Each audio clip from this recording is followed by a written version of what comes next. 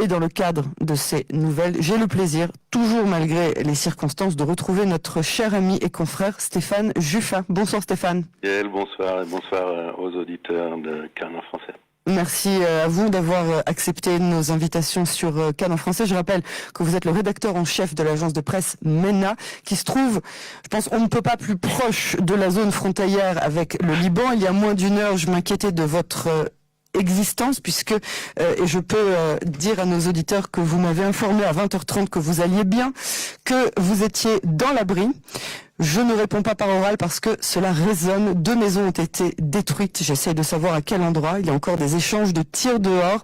À 20h36, vous me disiez, je ne les vois pas depuis ma terrasse, mais il y a un quartier qui n'a plus d'électricité. Voilà, j'ai cité quelques-unes de nos conversations, de nos échanges il y a un peu moins d'une heure. C'est votre quotidien, Stéphane ? Non, c'était des remarques hors antenne. Non, j'ai avoué rien de toi. C'était vraiment ce qu'on peut appeler un rapport en direct. Donc, je voulais que les auditeurs de Cannes en français comprennent ce qui se passe à la frontière nord pour des gens qui n'ont pas quitté. Je vous demanderai un peu plus tard pour quelles raisons vous avez choisi d'y rester. Mais est-ce que c'est ça votre quotidien depuis le 7 octobre ? Disons que 2 maisons en même temps qui ont été totalement rasées jusqu'à leur base. C'est la première fois, je crois, que cela arrive dans un des villages frontaliers. Ça a fait énormément de bruit. Au début, on s'attend à un bruit plus familier qui est celui de nos tirs d'artillerie sur l'ennemi, sur le Hezbollah. Et puis quand ça se fait plus insistant, on finit par quand même aller à l'abri. Il y a eu pire au niveau des décibels. Mais ce soir, c'était quand même assez fort. Et puis c'est notre quotidien. Ça peut arriver que cela dure pendant 4 ou 5 heures, avec des intensités de tir quand même très élevées. Et j'allais ouvrir notre entretien, Yael, en vous disant qu'aujourd'hui, ça avait été plus calme que les jours précédents. Je préfère qu'on pense à des moments meilleurs. Qu'est-ce que ça fait, Stéphane Juffin, d'être celui qui reste quasiment seul dans une ville qui respire la joie, le bonheur et souvent même la sérénité ? D'abord, c'est pas une ville, c'est un village de 2500 habitants normalement. Je crois qu'on doit être 4 à y rester, à y demeurer pour l'instant, dont un voisin dans mon lotissement qui reste parce qu'il a 30 animaux domestiques et qu'il a tout à fait réalisé que sans lui, ils allaient mourir de faim et de soif. Donc c'est la raison pour laquelle il reste. Ma raison est un petit peu différente. J'ai pas spécifiquement le complexe du juif errant, Yael, sans être en héros en quoi que ce soit, mais je pense que les Israélites pendant 2000 ans ont assez bougé d'endroit en endroit sans jamais avoir de maison. Et là, on en a une, elle est solide. Et à mon sens, ce sont les ennemis, ceux d'en face, ceux qui n'ont pas les mêmes valeurs que nous, qui doivent bouger, qui doivent évacuer, et pas nous. La simple idée d'évacuer ne m'a même, je dois dire, jamais traversé l'esprit. Et puis il y a une raison beaucoup plus pragmatique que celle-ci.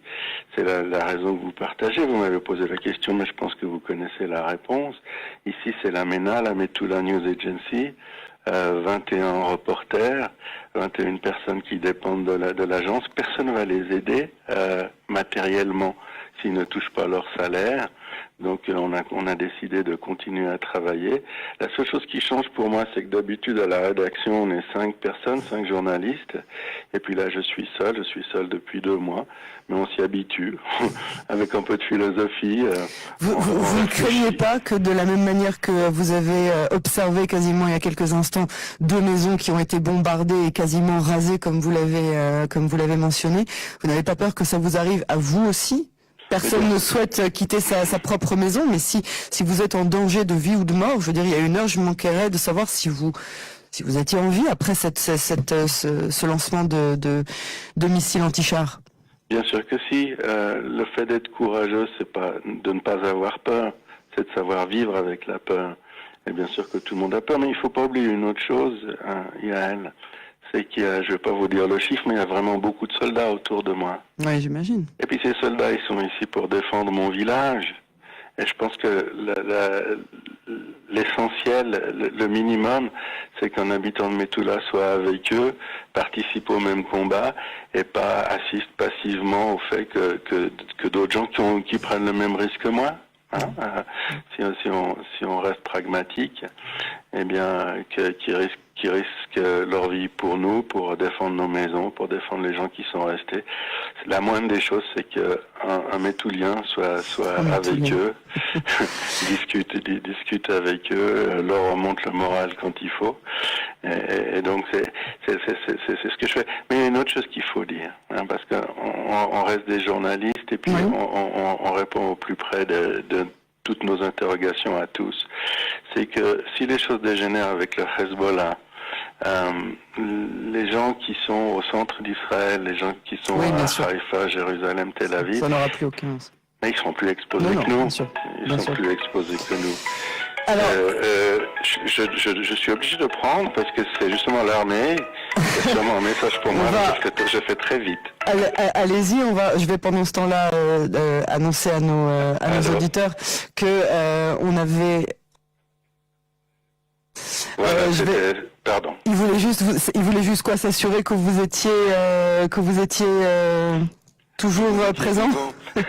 Je suis très vivant. Vous êtes vivant, ouais, c'est ça. Oui.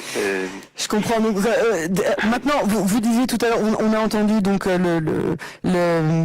le compte rendu de votre vie en tant que civil, mais comme vous le disiez, on est des journalistes et je vais vous poser une question qui est bien évidemment stratégique. Vous qui êtes sur place, est-ce que vous sentez que Tsahal, une fois que les décisionnaires auront estimé que l'affaire de la bande de Gaza et du Hamas était bouclée ou assez bouclée pour qu'on passe aux choses sérieuses, est-ce que vous pensez que Tsahal continuera avec toute sa force cette fois contre le Hezbollah pour anéantir cette menace aussi?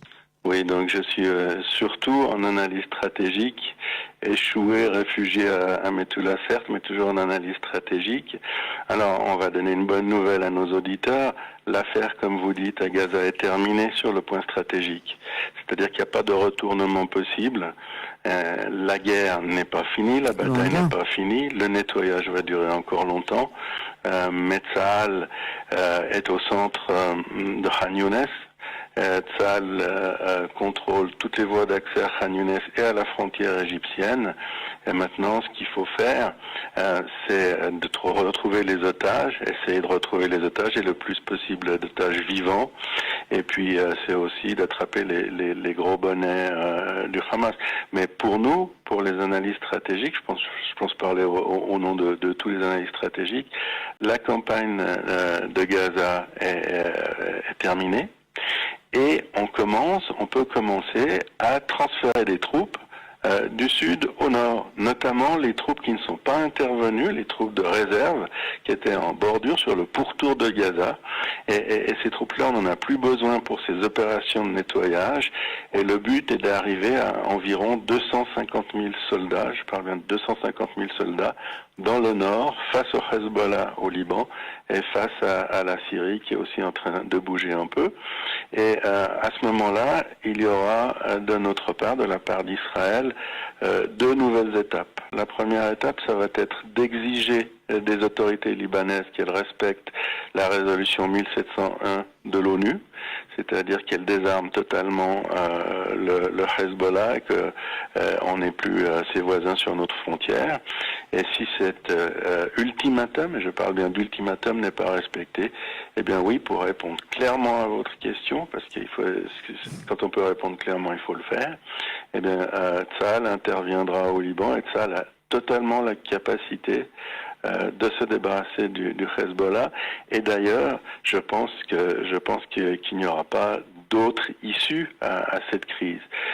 On peut pas faire revenir les quelques 100 000 réfugiés de ma région, donc de la région frontalière, pour subir ce que vous avez entendu ce soir, pour être à la merci des des missiles anti-chars du Hezbollah. Et j'aimerais aussi tordre le cou à une autre rumeur. On parle beaucoup, et les politiques également, et ça m'inquiète un peu, d'exiger que le Hezbollah se retire de l'autre côté du Litani. Mais les auditeurs ne le savent peut-être pas, mais le Litani est à 1 kilomètre de l'endroit où je me trouve. Donc ça servirait absolument à rien qu'ils se retirent de l'autre côté du Litani. C'est peut-être plus vers le nord, dans ce cas-là, qu'ils veulent dire par rapport au fleuve dont vous parlez, au Litani. Oui, tout à fait. Pas exactement de manière symétrique par rapport à la frontière, je parle. Hein. Oui, et il faut aussi dire que la résolution 1701 dont tout le monde parle, mais je pense qu'il y a peu de gens qui la connaissent, elle parle d'un retrait de toute force armée de 25 kilomètres de la frontière. Et là, ça devient beaucoup plus significatif. Mais même si le Hezbollah doit bien sourire en pensant qu'on est en train d'exiger qu'il recule d'1 kilomètre, ça ne changerait absolument rien. Et par exemple, pour être tout à fait précis, eh bien, les missiles anti-chars qui ont été tirés sur Metula il y a 1h30, eh bien, ils ont une portée de 5 kilomètres. Donc, ils ne craignent pas l'eau des petits fleuves du sud Liban. Effectivement, mais on est au courant que le Hezbollah possède des missiles à très longue portée qui sont financés et exportés exclusivement par l'Iran qui finance tout ça. Et comme vous le disiez, plus personne en Israël, que ce soit à Haïfa, à Jérusalem ou dans le désert du Negev, ne serait à l'abri de ce genre de missiles. Le mot de la fin, Stéphane Juffa, avant de vous laisser retourner à votre quotidien. Le mot de la fin. Oui, j'ai beaucoup d'activités en vue pour la soirée. On va aller au cinéma, danser, se baigner. Je vous le souhaite tellement. Je vous le souhaite tellement. Et très bientôt. Au revoir. Stéphane Juffa, rédacteur en chef de l'agence de presse MENA. On pense à vous là-bas. Merci pour cet entretien. Bon courage et à bientôt avec de meilleures nouvelles, on l'espère, sur Cannes en français.